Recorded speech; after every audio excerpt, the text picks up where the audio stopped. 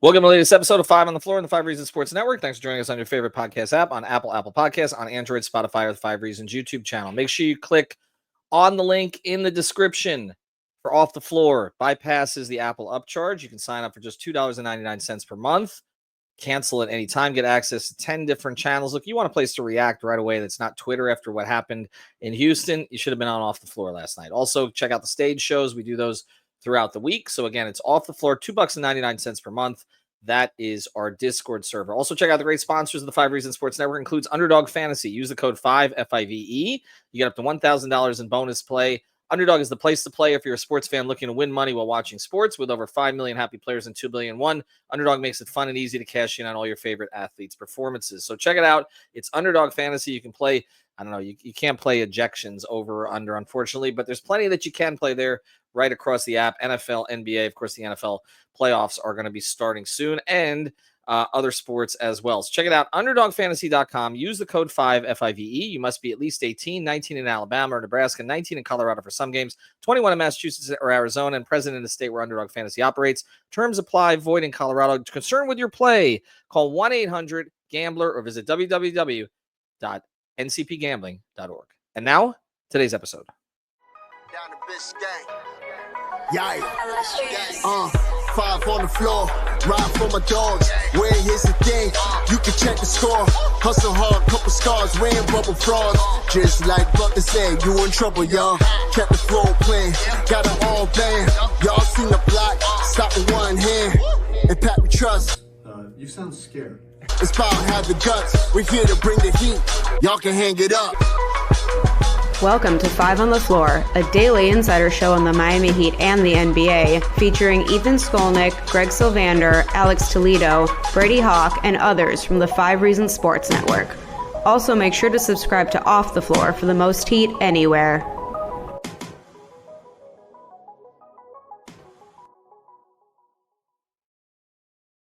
All right, welcome back to 5 on the Floor and one of the final podcasts of the year. We're not done with the season yet. I'm Ethan Skolnick. You can follow me at Ethan J. Skolnick. And at 5 Reasons Sports, I got Alex Toledo. You can follow him at Tropical Blanket. Today's floor plan, could things be turning around? Might this actually be an opportunity for the Miami Heat to finally get on the run that people have been waiting for? And we actually think there are some green shoots here. So as we close the year 2024, in which we've done a lot of negativity on the podcast, for sure. There's been a lot of things that have not worked out the way that I think Heat fans have hoped. In some cases, as we had hoped, certain trades, acquisitions, the Jimmy Butler situation flaring up from time to time. But as we go into the new year, into 2025, and Happy New Year, everybody, the Heat are coming off a big win in Houston, one of their best wins of the season. I would actually argue it's their best. I know people said Cleveland, Mobley got hurt in that game. That game was at home. The Heat played very well in that game, and they controlled Mitchell and Garland. But just the circumstances of this, second night of a back-to-back, you don't have Butler, you don't have Duncan. You had 3 starters who shot horribly. Kevin Love, Rozier, and Bam. The 3 of them did not shoot the ball well at all. You're down in the game. At the start of the third quarter, you give up a run. At the start of the fourth quarter, you give up a run. And you still win the game against what has been one of the surprise teams in the NBA on the road in a hostile environment. And you also see your teammates stand up for each other during the fight at the end. There seemed to be some renewed energy from that. So it was a positive night and one of the more positive nights of the season. And now at least the Heat are not back to that 500 line that they keep finding. They're 2 games over it. And here's the biggest thing, Alex. They're entering a soft patch of the schedule. It's been a weird year where there's been these like sort of easy points where they're getting a lot of sort of subpar teams.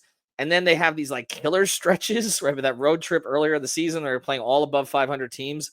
And now I'm looking at their next 7. They do play a lot of games in a short period of time. It's 5 and 7 days. But, New Orleans at home, one of the biggest disappointments in the league, really beat up. Indiana, second back-to-back. They're not bad, but they haven't been what everybody expected them to be. Then they get 2 days off. They get a Utah team that's basically tanking. And then, yes, they do go on a West Coast swing, but the first 4 games of that swing at Sacramento, just fire their coach. A lot of issues there, although they always play the Heat tough. At Golden State, they've been very up and down this season. At Utah, again.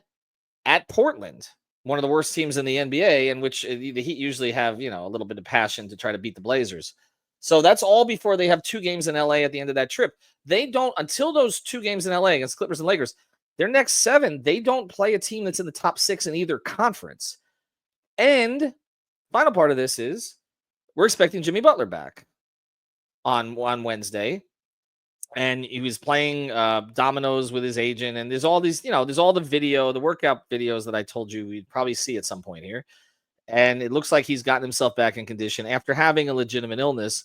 And I know the Heat feel good about him returning on Wednesday. So is this the most optimistic point of the season for you? Or or now we heading into losing 5 out of 7 and the bottom falling out? Well, no, I definitely don't see it that way. I don't swing it. I don't see it swinging that, far down the extreme. But this team just leaves me with that sense of like, you win some, you lose some. And they go on these points where like they'll win 3 games in a row and then lose 4 games in a row. And they've been doing that the past couple of seasons because their average is their baseline is either averaged or just above it, right? Maybe slightly above it, right? And I feel like that's kind of why maybe the optimism isn't there. But you're right about this point in the schedule is that if they're in these next few games, like these are some games you have to win. Like you mentioned, the Jazz, the Pelicans, those two are inexcusable if you lose, like just absolutely inexcusable. The Pelicans, like sure, like every team has talent, right? The Pelicans, they've got DeJounte Murray and they've got Trey Murphy, who's really been balling out. They've got an older CJ McCollum, Misi, their rookie, is pretty good. So I'm not trying to downplay like the talent they do have, but still, like these teams, right? The Pelicans, the Jazz have been bottom barrel when you look at the standings, right? And the Pelicans is a little bit more complicated because they haven't been even close to healthy the entire season. But still, like these are the types of games you have to win. And then you mentioned the Pacers, who've been a middling team all season, right? A little better than these other 2 teams, like, but it doesn't matter. Like these types of games right here, I don't know how many more stretches you get like this, right? Like these little pockets of just like, okay, we can really go, like you can get to a few more games above 500 in this stretch. Because after that, like it starts getting back to being a little tough again. Like looking through the rest of January and early February, like there's some, like there's tough games there. So I think before you get to that point, it's not like the hardest stretch of the season, but that point there's a few good teams in that stretch. And I think before you get to that point, you want to, rack up some easy wins here and just take care of business. Like you mentioned with Jimmy coming back, ideally, supposedly by next game, right? I mean, there hasn't been any mention so far about ejections yet. That was the one thing going to mind yesterday, by the way. Yep. After the fight was like the Heat really cannot afford to lose Tyler Hero. I mean, the Terry thing is a different story, but it's good that Jimmy's coming back for next game. But yeah, I'm glad you threw that in about Terry. Tyler, they should win these games. Right. No, you're right. I can't see Tyler getting suspended. I don't know what Tyler would have done. I thought the team did a generally good job of keeping players on the bench, which we know that's been a problem in the past. And shout out K-Love there. I was looking at the tape and K-Love had his hands like behind both of his arms strung out, like to make sure no. Well, that's what you need a vet for. You need a vet for those particular situations. He's seen some of those in the past. Yeah, I don't think Tyler. I mean, I think Terry's obviously a possibility for sure. And I don't know. Beyond that, Haywood was close to it. Jovic was close to it. I don't expect suspensions for either of them. But again, we're doing this at 1:45 in the afternoon, so we haven't heard anything yet. NBA tends to take their time on these things. But I think the other part of this, besides the Jimmy part, which we'll probably devote a lot of the second part of this episode to, is that we're starting to see some players kind of emerge and give Spo a little bit of a clearer direction here, at least. Like, first, we got to acknowledge they miss Drew Smith right now. We've talked about that, the point of attack defense and all that. He probably would have been playing instead of Terry late in that game. And obviously, they don't have that option anymore. So I'm still concerned about that particular part of their game as they go forward here, because there are some decent guards that they're going to play during this stretch, and they're going to have to keep some of them under control. But to me, the most promising thing is they need, especially as Bam is struggling offensively, they need one of these guys between 4 and 10 to start to give them something consistent offensively. And I think Jovic might be it right now.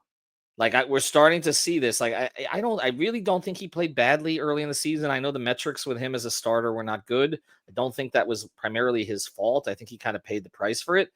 But Brady and I got into this on the postgame pod last night. Like, there is a clear role here for him now.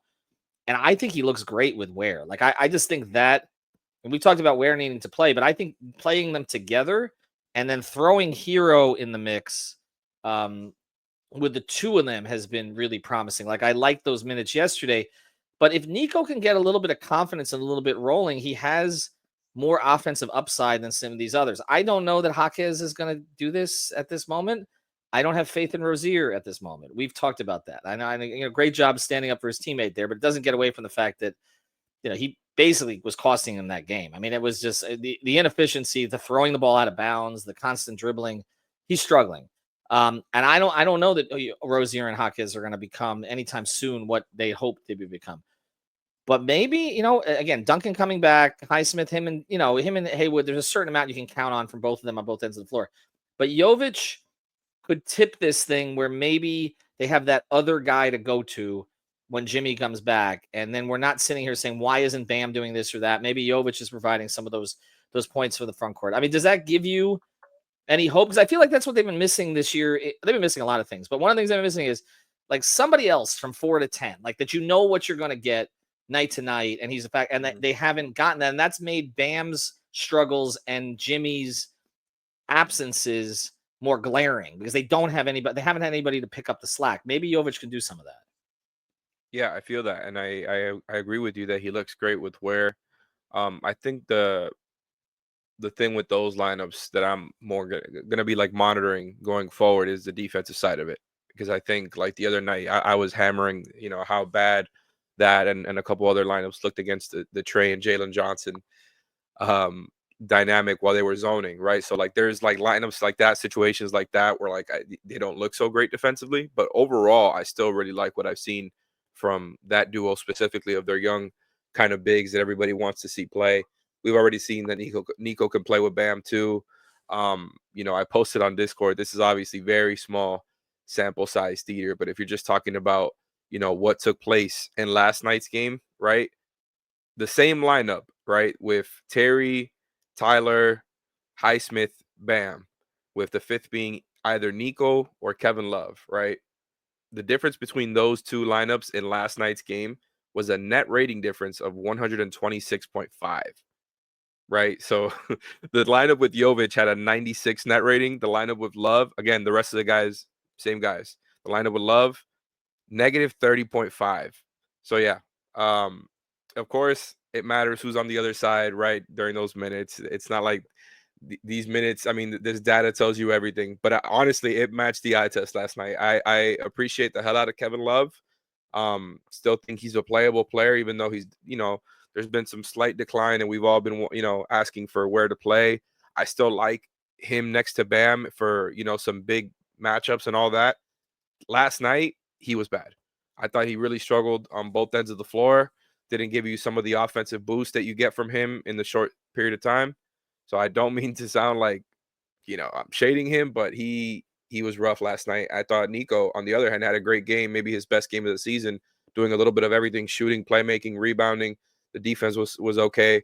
I think when you have another guy out there who can guard the perimeter attack, the perimeter and the point of attack at a high level like Haywood, honestly, it takes some pressure off of Nico, and I think that's part of the reason why he struggled in that original starting lineup so much, is he needed a guy like Haywood in that lineup, a guy like maybe even a Drew Smith in that lineup. That lineup didn't make a lot of sense to me, to all of us in the summer. So I'm glad that the cycle has kind of come back to the point where Nico is getting playing time again, and he's being used in a way that kind of optimizes his game and brings out some of his strengths. You're seeing the pick and roll usage with him and Ware. You see the dump down passes with him, and whether it's Ware, Bam, like he plays really well next to a rolling big, and we know that is literally Ware's role right now. Whereas Bam is much more complicated, has a hub role, is playmaking at the top of the, like Ware's role is simple: roll to the basket, right? And I think Jovic is like, hell yeah, pick and roll, let's do it. And I think that part of his game comes out a little bit more, and he's not just a spot up shooter anymore. You're actually getting that playmaking aspect out of him. So yeah, I think that part of it is definitely encouraging. Well, it's not just that it looks like it. He literally said that to me. I mean, when I asked him about playing with Ware, and he said it's easy. He said he wasn't trying to disrespect Bam, but he's just like, I know where he's going to be. I know, and he says Bam. There's a lot of things Bam can do offensively. I know Heat fans don't feel that way, but there are. Bam obviously has more versatility to his offensive game than Ware does at this stage, and I do think that makes things a little more complicated for Nico. And also Ware, when he was asked about it, talked about how Nico is gifted offensively, and Brady and I got into this yesterday, like. In terms of offensive gifts, I'm not talking about offensive polish. I'm not talking about offensive reputation. I'm not going to shade somebody who scored 56 points in a playoff game. But Jimmy, as great as he is with his footwork, okay, with his identifying mismatches, his offensive game is a product of work. Okay, I mean he has made himself a great offensive player. He did not come into the league as a great offensive player. Jovic has natural offensive gifts. He just hasn't been able to necessarily play off of that. And actually, you know what? That's a good idea. I do want to mention a sponsor, and I want to mention one thing on Jimmy, and then let's play that sound because I have that sound from Nikola Jovic that I got into the other day, and Alex just reminded me that it's been sitting on my phone. So we're gonna play that. Very nice. All right, let's talk about our sponsor first here. U-Break Wheel Fix, ubreakwheelfix.com. Based in North Miami, they service they service everybody, anybody who walks in there. But they've moved to a bigger shop because they've got so many people that we've sent them, of course. Now you can mention us at ubreakwheelfix, and you get 5.5% off your entire order there. What do? Well, they fix your wheels. We know the roads of South Florida can be very unforgiving, particularly at certain times of the year. They can refinish them. They do the powder coating. They make them look real nice. They do everything for you there. So make your wheels look good for the new year, 2025. Bring them in style. ubreakwheelfix.com or ubreakwheelfix on Instagram. And again, mention us to Mark and his team at ubreakwheelfix. Mention 5 reasons, 5 on the floor. You get 5.5% off your entire next order. All right. One thing on Jimmy, and then we'll get to the Jovic sound. I reported again that the team and him, feel like they're on pretty steady ground right now. It does not mean a contract extension is imminent. It just means that I think there's an understanding on Jimmy's part that, to get what he wants, he needs to play well. And I think some of the noise is going to quiet down here a little bit. He was legitimately sick. I've reported that. Fans can get into whether or not he should have come back sooner and all that. The communication, I don't think, was great during this process between the two sides, but from what I've been told, it has improved of late. And again, the Heat, to my knowledge, and this was as of yesterday, I don't think anything's changed in the past 24 hours. I've not received a trade offer for Jimmy, nor an official trade request from Jimmy. So none of that stuff has happened. And again, I've gotten into more of this in detail on Off the Floor, so I'll save that for our subscribers. But I'm expecting him to come back and play well. I guess one question for you as he does. We are seeing this team rally around Tyler in a big way. I think it's a good thing. I think it's a good thing. And it's not just the fight. It's just they're feeding off of his energy. There seems to be a belief that Tyler's going to bring them back in some of these games. He's done it over and over. He's made big shots, and there's reason for that belief. The guy's an all-star at this stage. He should be an all-star. To me, it's a disservice if he's not an all-star. But they fed off Jimmy over the years too. Can they actually finally blend this stuff where 1 + 1 = 3 instead of what it's been, where it has always seemed like a zero-sum game or worse for them? I think there's optimism for that, at least from my end, right? Even with what I said earlier about standings wise, how they kind of go up and down, and then they end up just being right around 500 or slightly above it again. Even with that thought, I think there's optimism for them being able to blend it better than they did, right? Like throughout this season, especially towards the beginning of the season. I think they've already gone through some of the tough stuff when it comes to like figuring out what lineups work and don't. I think you've kind of gone through certain players that they weren't playing anymore and realizing, weren't the guys for this rotation. They de-emphasized other guys, right, that we've talked about, like Terry. And even last night, it was a different story because he had a really good start to the game, really, really tailed off. That's been the other thing with him is he'll have like a really nice stretch throughout a game and they're like, oh, this is a Terry game, and they close them. It's like, oh, no, it's not a Terry game when you put him next to Tyler out there in the closing stretches and they're just able to attack over and over again. We've seen that as of late. But look, I think some of that stuff is going to get ironed out too. Like I think when you have your full crew back, right, with Jimmy and Tyler, there's not going to be a need for a guy like Terry in those closing lineups. And I'm not trying to make it all about him. I just mean I'm using him as an example for like there's already certain things they figured out with their rotation. And I think with that in mind, with looking at Tyler and the kind of the leaps the leap he's taken this year, I think there's something there. Now, I'm not saying they're going to win a championship, they're going to make the conference finals, none of that. But I think the Tyler thing is real. I think it's not just about the shot profile stuff, which is of course relevant and a big part of this, but it's also the decision making. He's just become a better decision maker as the years have gone by. And I think, like we said, he's playing the best basketball of his career right now. I don't think it's a fluke, right? There may be a point where he slumps a little bit as a shooter. It happens, right? Like I'm not trying to jinx that. It just happens with shooting, with 3-point shooting, high volume 3-point shooting. But what he's doing, right, is extremely sustainable. And I think if you have Jimmy playing his game, Tyler playing his game, everything else makes sense. I think it's about figuring out the roster, the rotation and the lineups around those two guys. And of course, Bam. Like, I think they've done some of that work already. And that's why I think there is optimism towards finding that blend, is because you kind of already know what works and doesn't work for the most part. Muted. I'm a little more optimistic than I've been. And I think when you see Jimmy's Instagram and he's celebrating Tyler's role in that last night, I feel like their connection off the court, at least from my observation over the past 6 years, is as strong as it's been. I don't think that's the issue. I think it has been, how do you blend two guys? And Bam as part of this picture also, and that's a whole separate episode. But how do you blend two guys who are they're both, I'm going to use a word, they're both alphas in their own way. And they play different styles, though. They play different styles. And that, to me, that's the bigger thing. And obviously, Tyler's more of a free-flowing kind of style. And you can see he's reading the game at a very fast rate right now. Like, the passing, to me, is more impressive than the shooting. The shooting, we knew he could do that. I don't think anybody thought he'd be this kind of playmaker when he came out of college. Like, and that's why when people talk, oh, he's back to bubble hero. Give me a break. Like, bubble hero is like, he's way past that. He couldn't do any of this stuff then. He could shoot. That was it. Okay. But right now, you're talking about a guy who's literally drawing three defenders in the air and throwing a lob back over his head to Khalil Ware. Like, that sort of stuff, that was not happening a couple of years ago, okay, or even last year. So he has progressed as a player, and Jimmy has not gotten worse. The defense. Right, he is. He really is, and Jimmy has not gotten worse as a player. He just doesn't do it as consistently, whether it's from availability or effort level and all that kind of stuff. And some of age is some of that. Obviously, injury wear and tear is some of that. But we've said all along here, and then we'll get to the Jovic interview that I did about a week ago, and we'll play that. But we said all along here that the key has been somebody else growing during the Jimmy build to take some of the burden off Jimmy.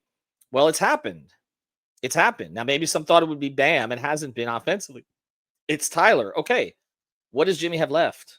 Now that's the question. What does Jimmy have left? Is he too far gone to be able to lift this thing? Or is there still enough in the tank there? And does he get re-energized by watching the way Tyler has kind of kept this thing afloat without him? That's the hope. I mean, I think that's what you're holding on to. It does not mean, again, like you said, they're going to win a championship. But in terms of them staying out of the play-in, being consistently competitive, and then, yes, they'll deal with the Jimmy thing after the season. I think that was always their plan this year. And seeing the way that Tyler has played lately, I think, gives you a little bit more confidence about that. All right.